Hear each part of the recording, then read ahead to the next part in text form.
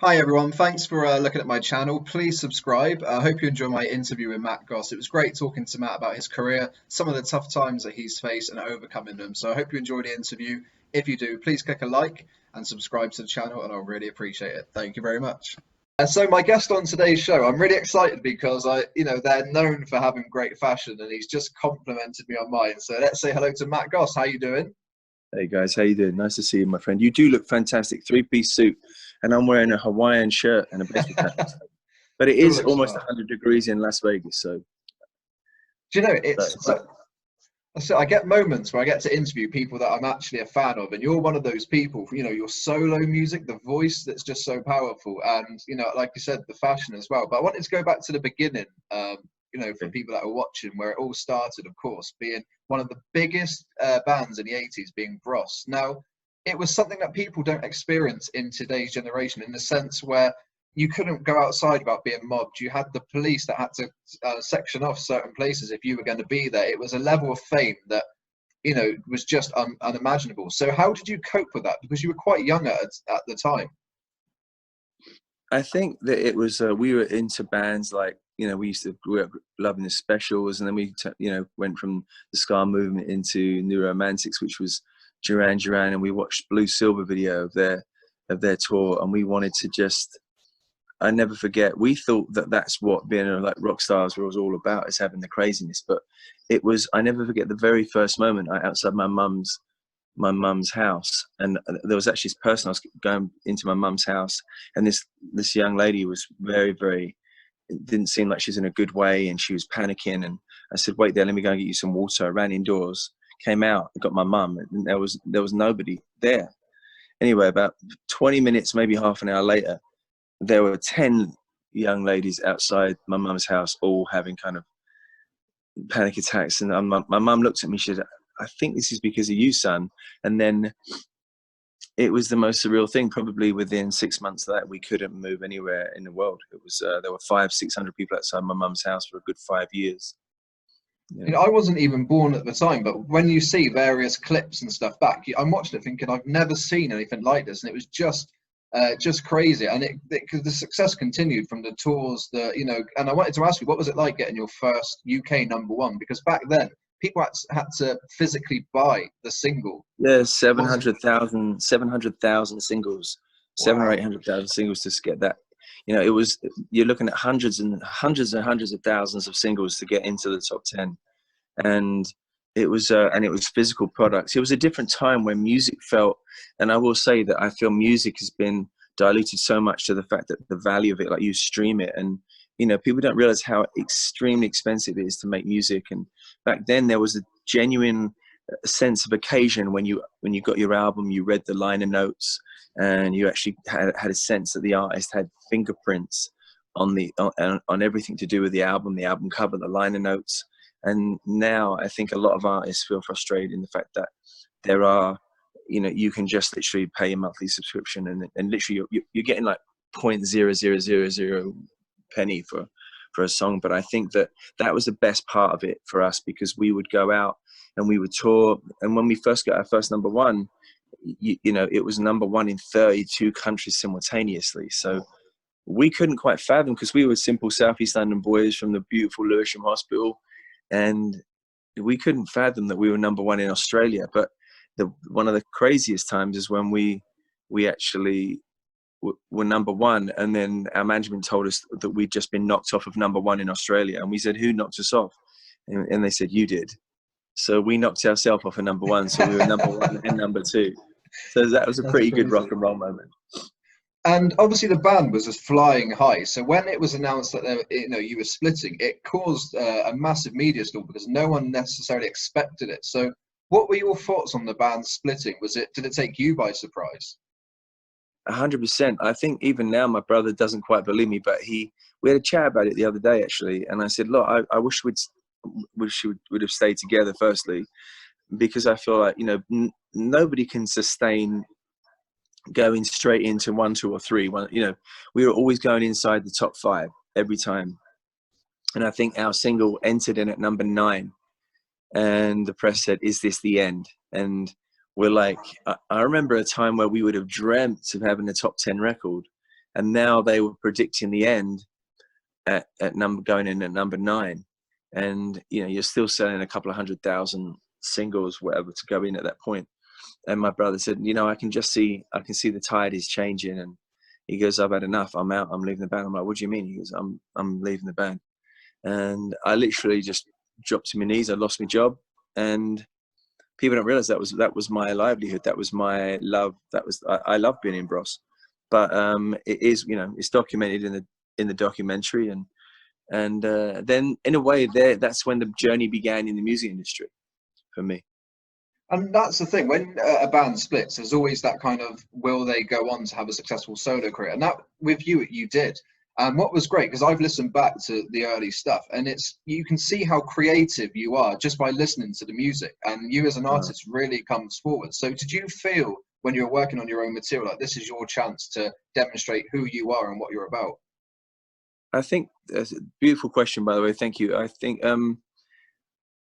when I'm writing a song, I mean, I don't know if people really knew that, I can play pretty much any instrument. I play on one of my albums, on the Goss album, I probably played 90% of all instruments and all the backing vocal, everything.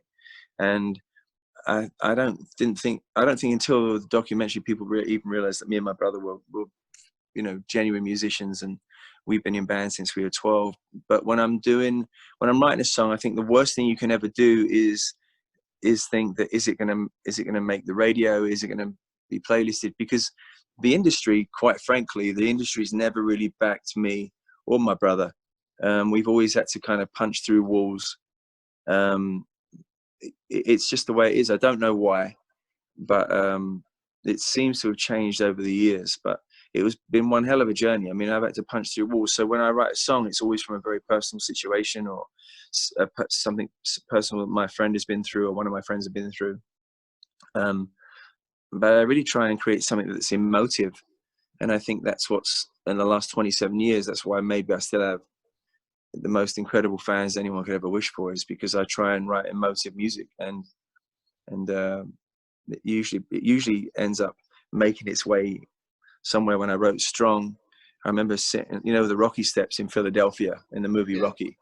I remember singing on there, and that's 120,000 people. And then 2 weeks later, I'm singing to 90,000 people at Times Square. And that song, I remember writing that song, I hope this ends up finding its way somewhere, and it ended up being the national anthem for Susan G. Komen in America. So there's all these different kind of things that music keeps taking you to surprising places, And I think a big kind of moment for you would have been your residency in Vegas, because that's such a big thing, it's a big statement as well that you're getting to do, where, all these legends performed over the years and you're doing a residency there. So how did that actually come about? Because that must have been one of those kind of pinch yourself moments in your career. Yeah, it was an incredible feeling to get the way that all went down. But ironically, this June would have been my 11. I'm still going to, when we get through this period, but it'll be 11 years, the show. So wow, it's an incredible run. But the way it happened is I got a phone call. There's a one of my dear friends in Las Vegas called a guy called George Maloof. The Maloof family owned the Palms Casino, and very famous casino just off the Strip. And I remember a friend of ours called Michael Greco he called me, he saw my Evil video, and he says, I really want you at our casino. He says, would you be prepared to fly in and meet George Maloof and his brothers? And the Maloof family of, notorious, and just, they're loved in this town, and they're the only private owners of a single casino, and amongst other things. Anyway, so I came in for the meeting, and at first I said, when? He said, tomorrow. So I flew into Vegas the next day, and the meeting went really, really well. And I said, but, I want to call it the Gossy Room. And they must have been like, who's this guy coming into Vegas saying he wants to call it the Gossy Room? I'm like, well, if I'm going to come in, that's what I want. And I left. 3 days went by, I hadn't heard anything. And Michael Greco said to me, look, no, listen, man, it's going great. We're just working things out. I promise you. He said, if you don't if you don't get a show here, I'm going to give you my Audemars Piguet watch. And I said, you know that I will take that watch if I don't get this thing. He went, I know. So anyway, the next day he calls me up and he says, Matt, do you want the good news or the bad news? I said, give me the bad news. He says, well, you're not getting my watch. Welcome to Las Vegas. Wow, what a phone call So, that must have been. yeah, and then within 9 months of being at the Palms, truly one of my dearest friends, one of my favorite people in Las Vegas, the president of Caesar's Palace, his wife came with a bunch of her friends, and the next day I had lunch with Gary over a bowl of noodles, and it was the one place I wanted to play more than anywhere in the world, probably, was Caesar's Palace. And he says, do you want to be here? And I said, yeah, I do. He said, should we do this? I went, yeah. And we shook hands over a bowl of noodles. And that night, the whole entire Caesar's Palace team were coming to my show to quote unquote review the show and give their feedback. And then the head of entertainment said to me, I said, I guess you and the big man have already made the deal. And I said, yeah. He says, well, I'll just go sit back and watch the show then. Welcome to Caesar's. So it was good. Some good stories. And I wanted to go back to the documentary a couple of years ago. It just was one of the most gripping things I've ever watched, but for many reasons, because nothing was off topic with both of you. And I didn't realize the backstory with you both. And it was just full of raw emotion, anxiety, passion. And there was so much in there. It just, I think for anyone watching, took you in your heart. You took us on the journey. So when the idea came about for a documentary, were you a bit kind of, did you have reservations about it? Yeah, of course, I'm an extremely private person. I'm notoriously private, so is my brother. But I figured that we made it very, very clear that we didn't want it to be a promo piece. We wanted all of us, and credit to Full Well Films as well, and Shirley Lewis to help put that together, and just so many people helped put it together. But we all wanted it to be a swimming with sharks kind of moment. You know, the music industry is not all kumbaya. It's a very, very difficult place to operate in sometimes. And we gave away edit rights, but we just, with that being said, we knew that we just had to just let it be. And whatever happened, the good, bad, or the ugly, you know. And I think the one thing about the movie is I'm very, very proud of it because it is an honest piece of work. It's honest, and that's the most important thing for me. You've got to be authentic.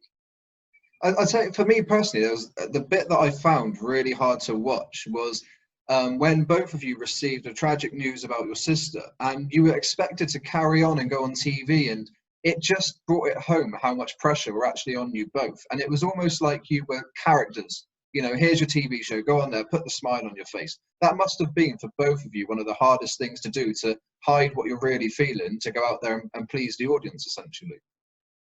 Yeah, I think back then you there's a sense of fear. We were terrified that you know we just had to, you know, if you're having that kind of success, you had to keep moving forward. You had to keep working, you know, otherwise, you know, I don't know. I think there was a little bit of fear attached to it, if I'm honest. But I think, you know, that's why I think a lot of the emotion came out about our sister and our mother. I think in a way the movie was, me and my brother went through therapy in front of the nation, and it was genuinely some of those emotions that just had not been spoken about. I always say sometimes people die twice, and I was determined, especially with my mother, that didn't happen. When Carolyn passed away, my sister, we didn't speak about her, and I wrote a song called Carolyn on one of my albums, and I just said, look, we have to speak about these people that we love. They're part of our life, they're our family, and because it's so painful to mention them, I think that's what the movie was. We ended up talking about things that we dared not speak about before, and when, especially with our mother came up, you could see the pain. You know, when I watched the movie, I hate seeing my brother in that much pain, and I think he said the same to me. He hated seeing me in that much pain, but we were trying to contain it through the film, and I think you got that as well. Men are taught continuously to contain their emotions, and but River, you know, our emotions run deep. And I think what was so touching was your relationship, the way that you support each other, and you particularly come across as such a tower of strength, because you know, it doesn't matter what was going on, you'd want to put your arm around your brother and look after him. And I think that just came across. You're such a genuine guy with full of love, full of emotion. I think that was what was nice for especially a bloke to watch it, to realize you can Yeah. show emotion. There's no, you know, no point holding stuff back. Well, first of all, thank you again for the compliment. I think that, you know, I have very, very broad shoulders, strong shoulders. I can take the weight of the world on my shoulders, but I don't have much protection for the heart.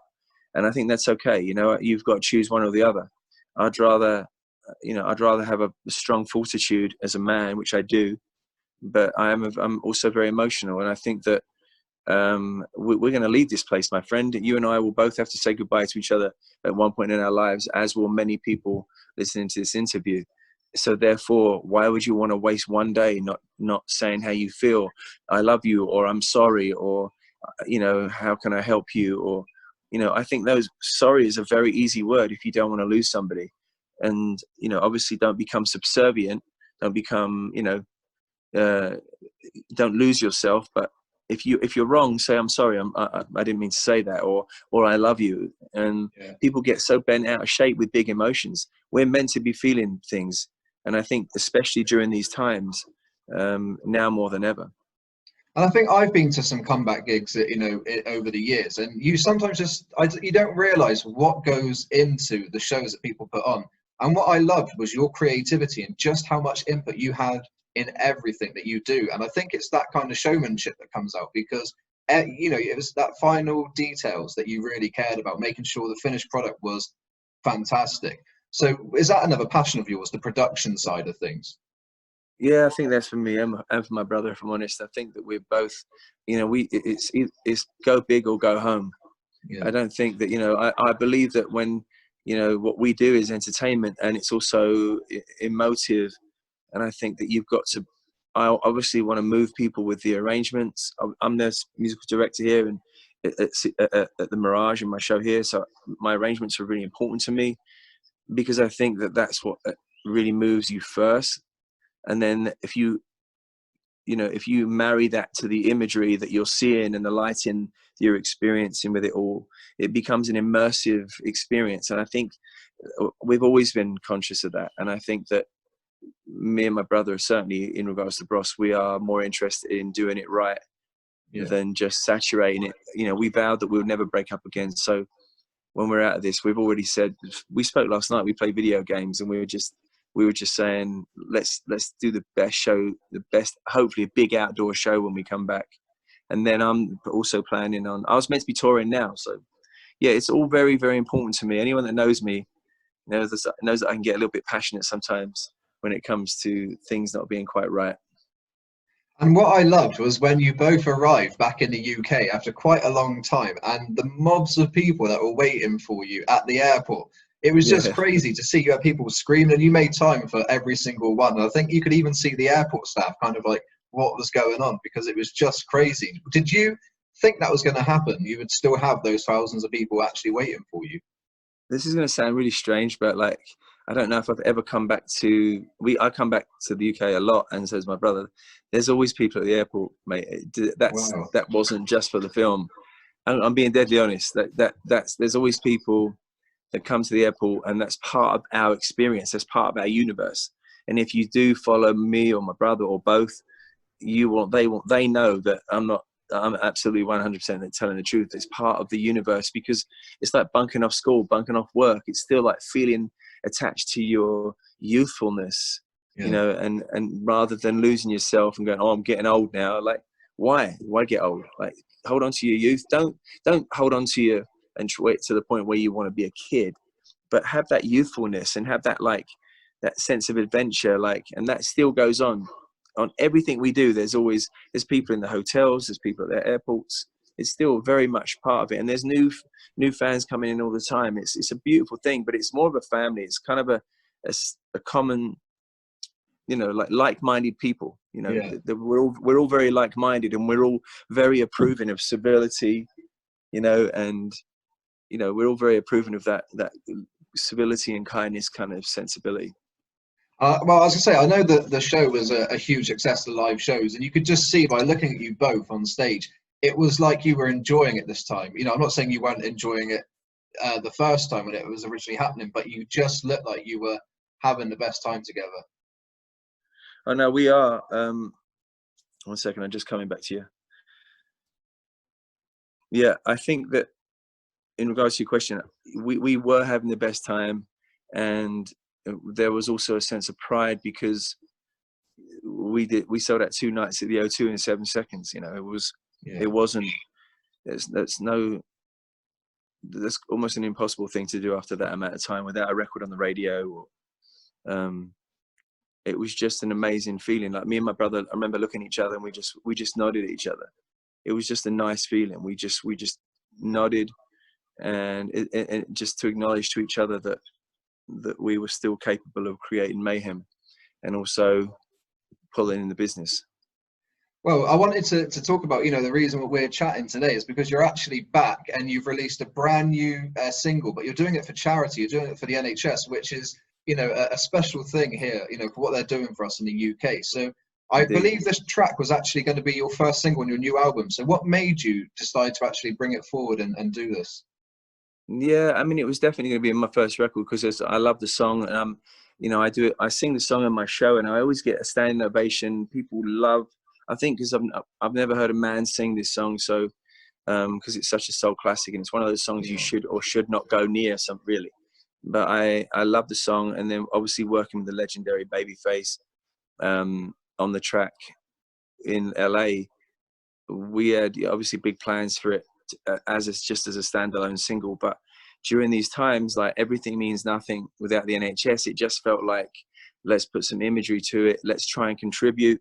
And there's going to be more music. So why not just, get this music out there so that people can have a song that they know, with a British singer, do it with a great American producer, and just try and raise money. Because I want to try and put the money in the hands of a few friends that are actually doing very specific things, like creating meals and taking the meals directly to the hospitals.